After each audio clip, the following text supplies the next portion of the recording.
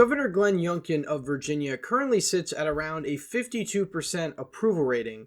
Now, this seems pretty average, but when you take a look at his disapproval rating and compare the two, Youngkin is anywhere from 12 points to over 20 points above water in the state of Virginia, depending on which poll you consult.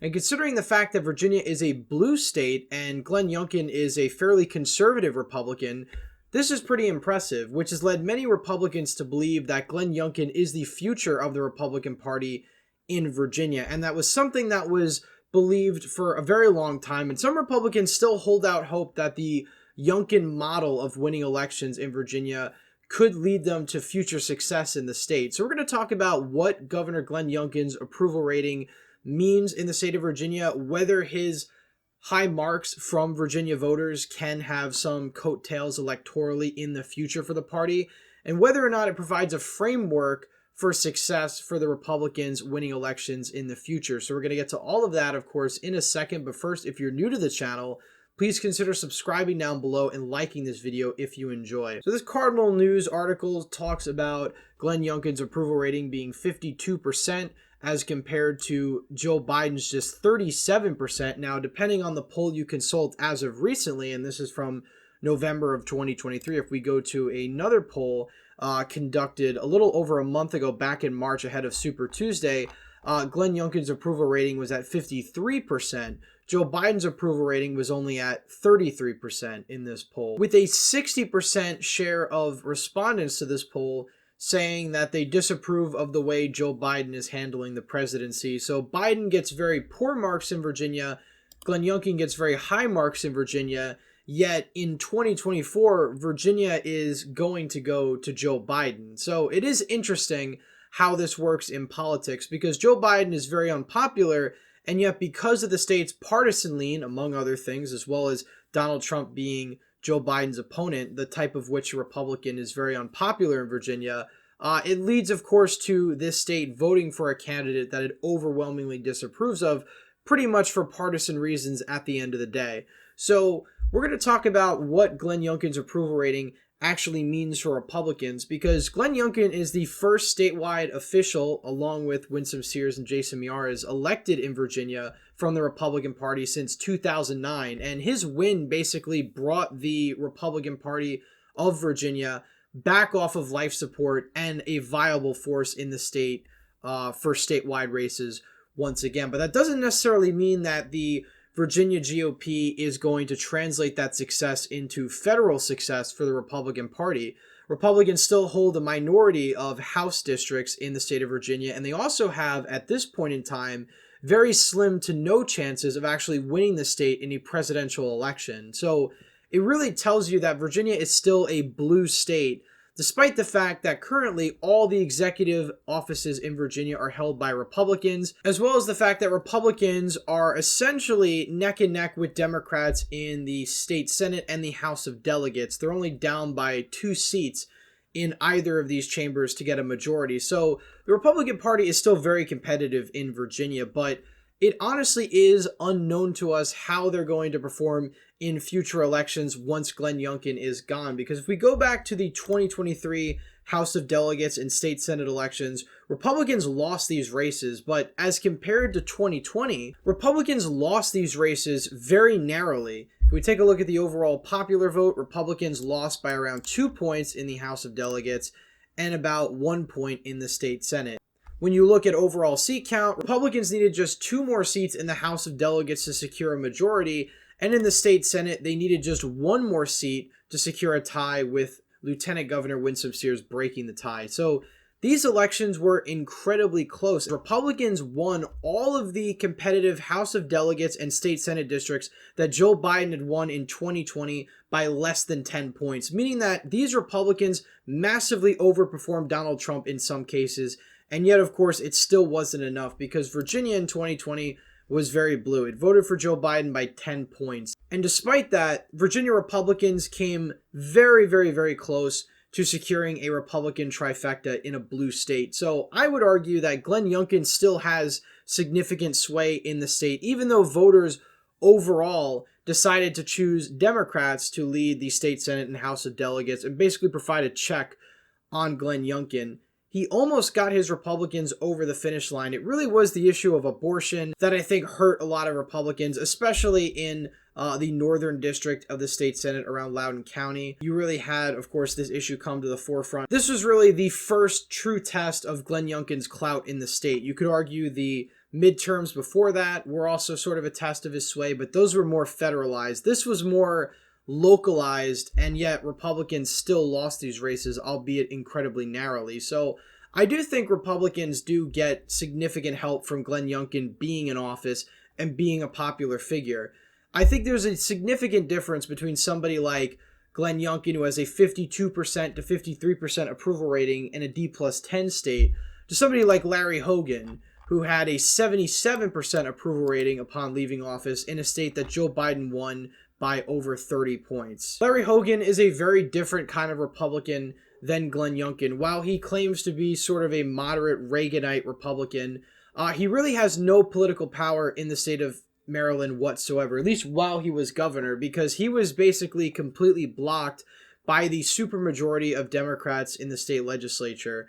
So he really had no significant power, and a lot of the issues that were passed had to be bipartisan, or the Democrats would simply just override the governor's veto. So Larry Hogan basically presided over what the Democratic legislature wanted, albeit he got a few concessions when it came to taxes.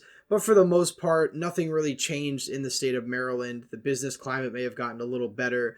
But when it comes to divisive issues that a lot of Democrats would pin on Republicans or disagree with them, Larry Hogan took basically the non-offensive middle position and thus kind of acted as sort of a moderate Republican in a very blue state. Glenn Youngkin does have unapologetically conservative opinions, and yet he's still popular in the state of Virginia, which I think says something about not just him as a person, but also him as a candidate, because I think he's adept to sort of uniquely thread the needle in the state of Virginia between being a true Republican in the national sense, while also governing a state that is still sort of fiscally conservative, but just Democratic leaning overall. I mean, it wasn't that long ago that Virginia was a Republican stronghold. You could just go back to 2004 when George Bush won the state by 8 points. Virginia was not competitive. So Virginia's transition from blue to red was something that happened very recently within the last 20 years. So you still have some residual Republicans in the northern Virginia suburbs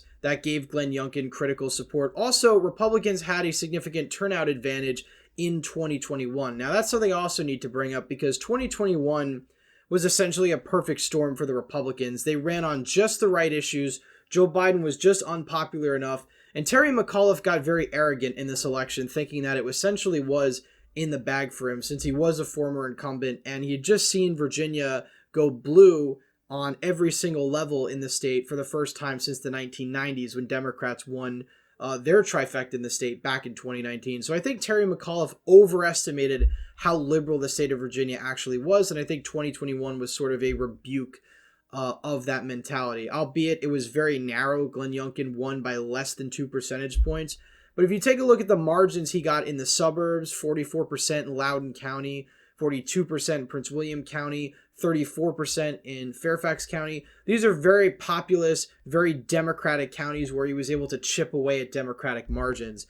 You look at 2020, for instance, Donald Trump is only getting 36% of the vote in Loudoun County, 35% in Prince William, 28% in Fairfax. And these counties have a combined population of well over 2 million people. So a significant portion of the state's population voting heavily Democratic basically provides an electoral anchor for the Democrats to win the state when it comes to statewide elections for president, etc. So if any Republican is going to win Virginia, they need to do significantly better in the Nova region and, of course, the suburbs around Richmond. Now, Glenn Youngkin did significantly better in places like Hampton Roads, where he was from, and the Richmond area than he did in Northern Virginia. But nonetheless, these swings from 2020 of 14 points, 10 points, 11 points in a lot of these critical blue population centers was what led him to victory. And the real question is, can the Virginia Republican Party actually replicate that with another candidate? And obviously that's up in the air, but I think Glenn Youngkin really benefited from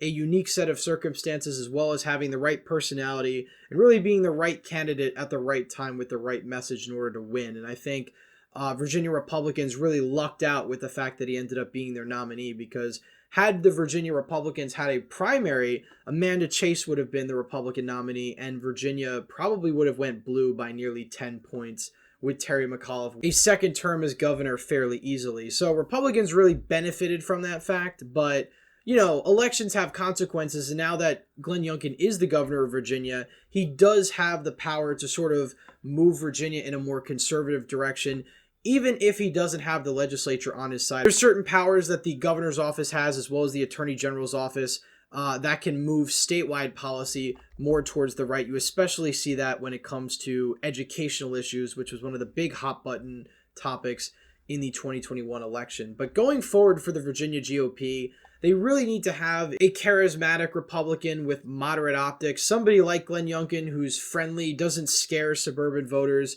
and also just appears to be competent and has a plan for the state. You know, other nominees, Ed Gillespie was pretty uninspiring. He was just a standard former lobbyist turned politician in 2017.